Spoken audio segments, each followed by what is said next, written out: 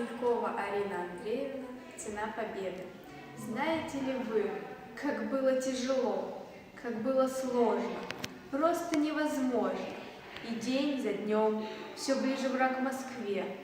И вот последний бой, он трудный самый. Повсюду кровь и грязь, кругом товарищи лежат. Сложили головы бойцы, но их мы не забудем. Наш враг силен, и мы не промах. Не пустим их к Москве, умрем, но не дадим Москвы. И жизнь дадим родным и близким.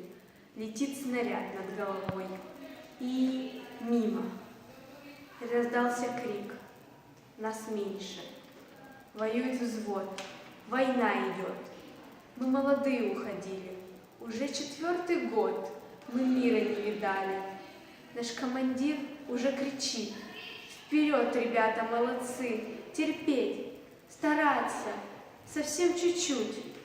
Ура! Победа! Взяли свое, счастливые, чумазые.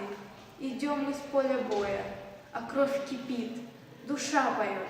Товарищи, мы выиграли, и вас мы не забудем. Ведь тут и вы победу приближали, как могли.